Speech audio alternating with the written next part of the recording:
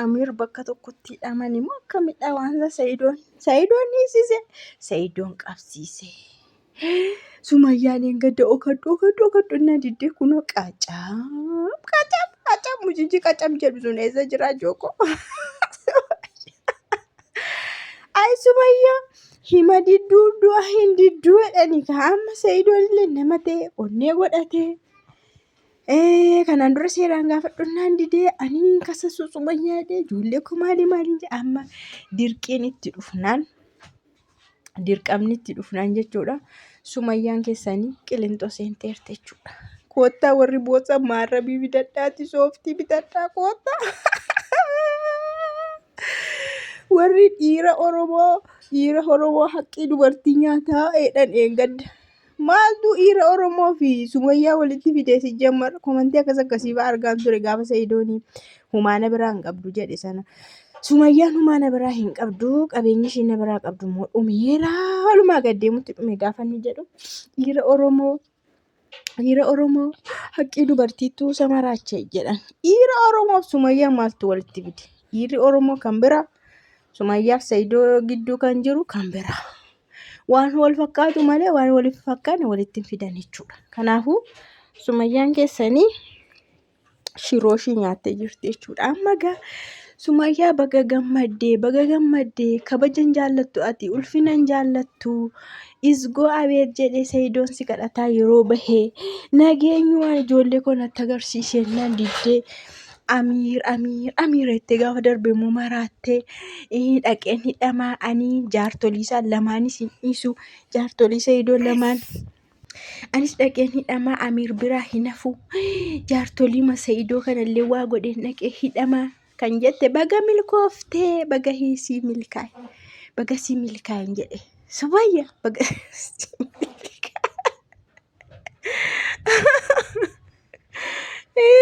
ati amma Sayidoon miidhattee amma kana of miidhee bara kee guutuu gubdee Sayidoon koo fataa zanaa jedhee bakka waggaa tokko suma faana tasaa qaayyaa bahee waggaa tokko as garuu fataa ichaamadha kan inni likkisi gashaa bahe jaartolii barbaade fuudhee mana barbaadu sirreeffatee konkolaataa barbaadu bitatee waa barbaade godhachaa wal'aansoo siin qabee jechuudha. Ati garuu ofiitee of qabdee.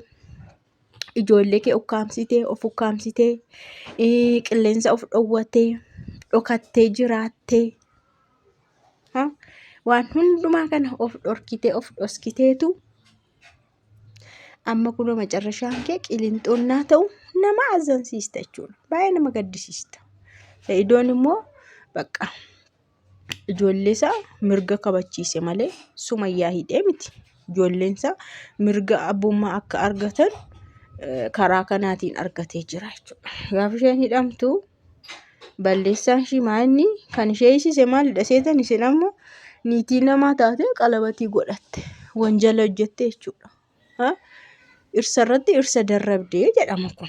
Amma seera biyya keenya tokko yeroo darbe ageessaniitu jedhee yaada waan vaariyaalii ba'e tokko haadha manaa namaa yookaas abbaa manaa namaa faana taa'anii nyaata affeeruu waan akkasii bakka garaagaraa faana deddeemuun akka yakkaan nama gaafachiisu nama hiisisuu seera tokko isinii dubbifameera yaada na yaadadha jechuudha. Isinillee yaadattu. Kanaafiyyuu isheen immoo jaartii namaa taate unkaan faana deemu unkaan faana nyaachuu faana dhuguu miti piroogiraamii dil jedhe qopheessanii qalabatee azagaajaa jechuudha. Waali jaartii namaa namni taate.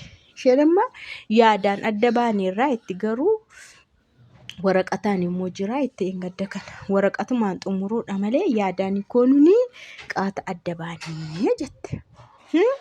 Kanaafiyyuu seerri immoo yaadaan adda baate maatii beekare waraqata hordofa. Yaadaan walitti jiraadhu. Dhaggeeffattoota hordoftoota keenya baga gammaddaan siniin jedha. Quufni Sumayyaa irraa galuu qaba.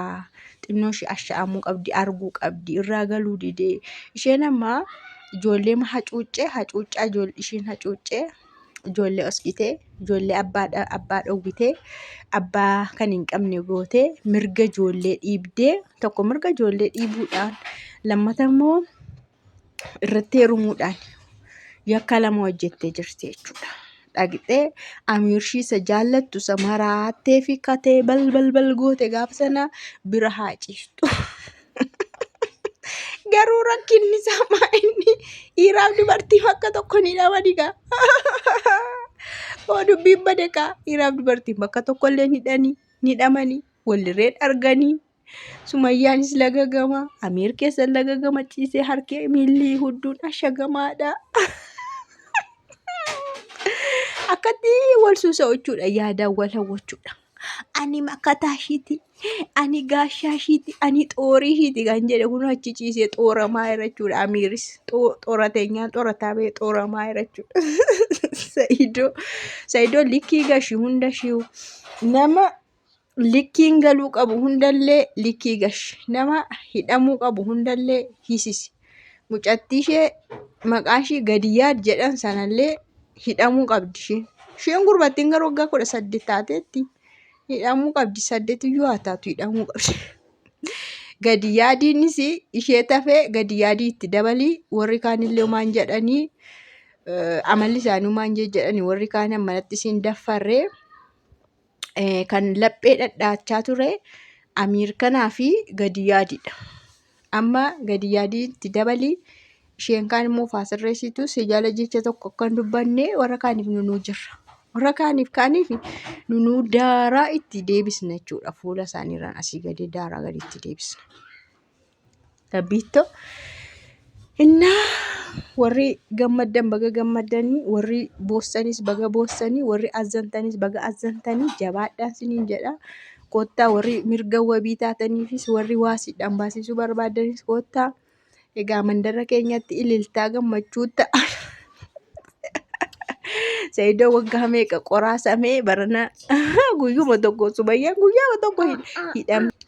Guyyittiima tokko Sumayyaan hidhamtitoo baate iyyuu eenyummaa Sa'idoo barte jechuudhaan beektu waan ta'eef isheen waggaa 10 faana jiraatte malee Sa'idoon eenyu akka ta'e hin beektu.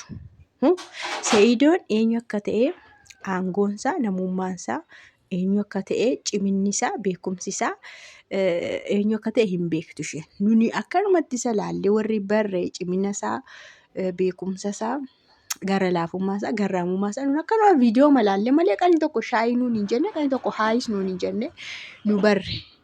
Isheen garuu waggaa 10 faana jiraadde ani Sa'idiin nan beekatu waan tokko iyyuu hin beektu jechuudha. Otoo beekti ta'e immoo ijoollee jalaa hin dhoskitu ijoollee jiraan dhoskitu. Jiraa isaanii hin dhoskitu turte. Kanaafuu taa'ee rakkoon qabu Oromoon hammataadha. Oromoon hin sassatu. Bishaan yoo jedhan aannan kennaa amma midhaan tartaraa siif finna. Maafi mushkila. Dhimma midhaan namaa kennuutti hin qabnu. Nyaachisna Oromoon garraa miidhaan nyaachisa waan ta'eef amma hordoftoonni kiyya dabaree naqadhaa.